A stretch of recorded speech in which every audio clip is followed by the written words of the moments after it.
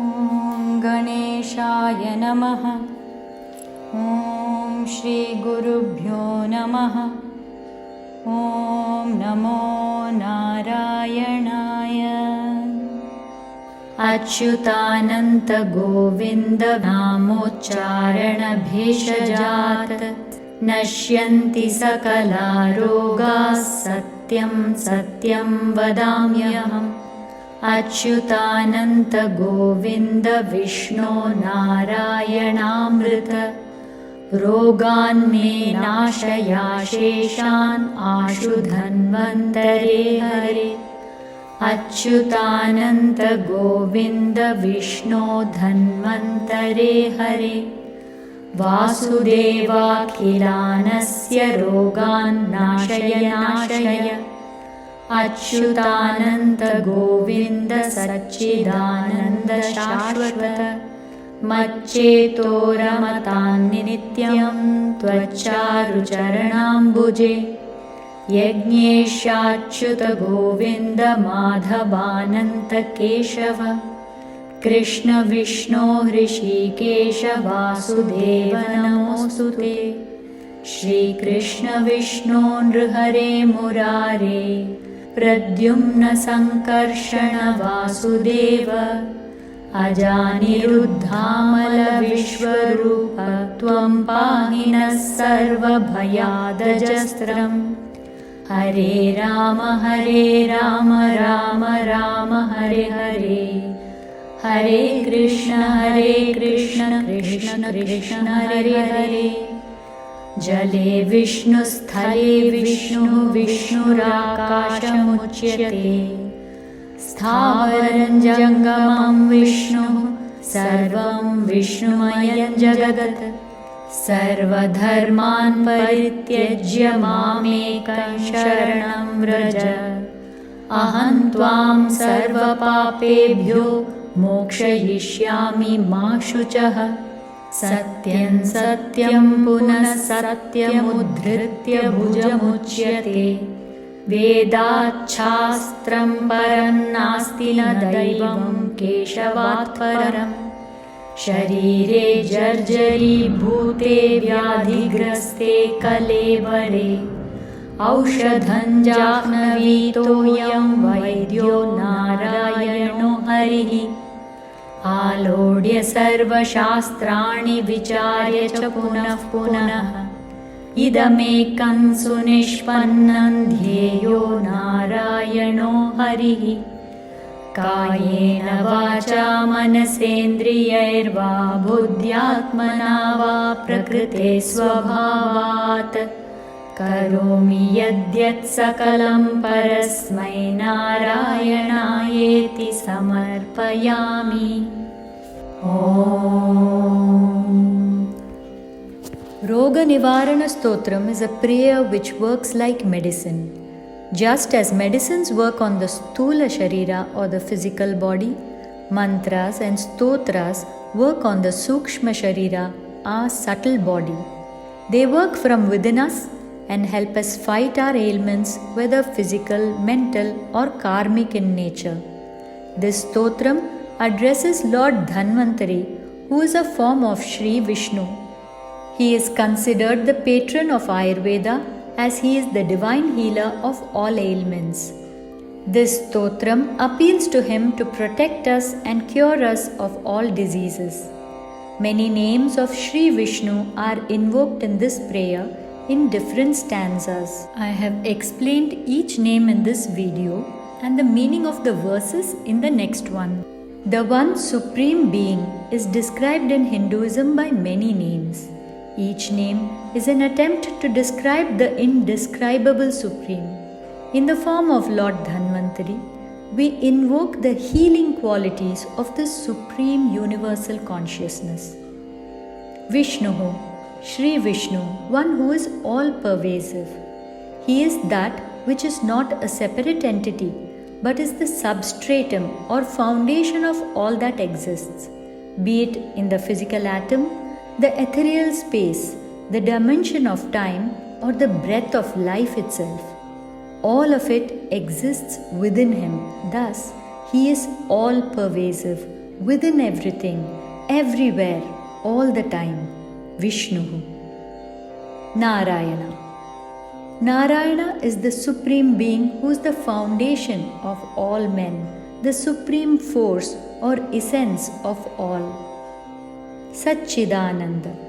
Sat Chit Ananda. Sat is truth or reality which is hidden within everything.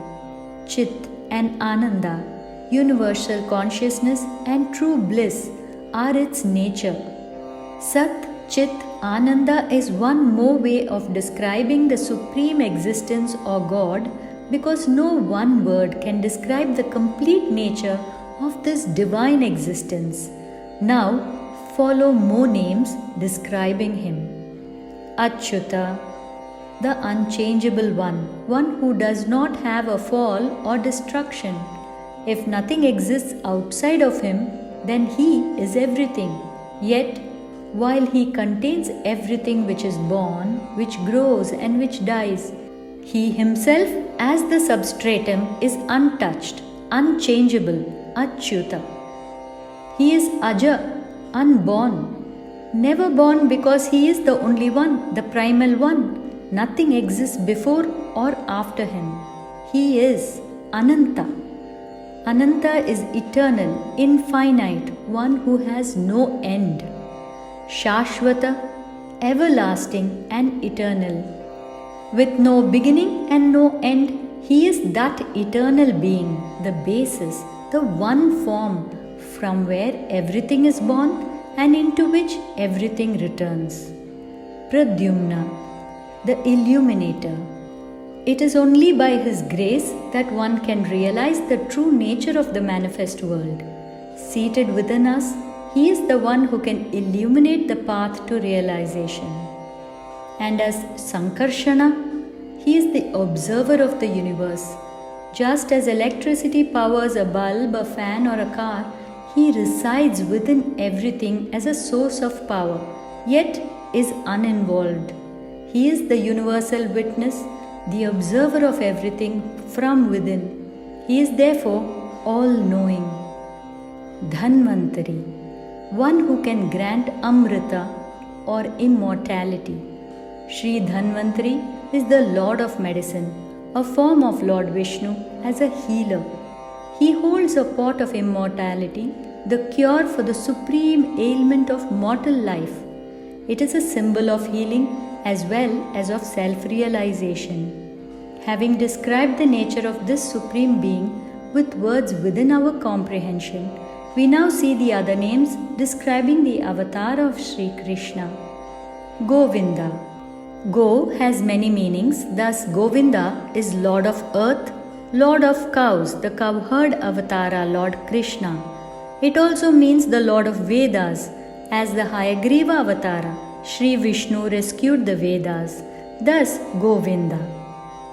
Vasudeva, as the son of Vasudeva, Krishna is also known as Vasudeva. Hare, Hari is one who takes away all sorrows. Yajnesha, Yajnanamishah, a lord of yajnas or sacrifices. The beauty of creation lies in the fact that each one offers itself in sacrifice to another. The ocean gives up its water to the clouds gives it back as rain. The plants offer themselves to animals and birds, which give back as pollinators or fertilizers. Nothing can exist by itself and live selfishly. That is the nature of all creation. He is the Lord who has set this universal sacrifice in motion. Madhava, Mother Goddess Sri Lakshmi's husband.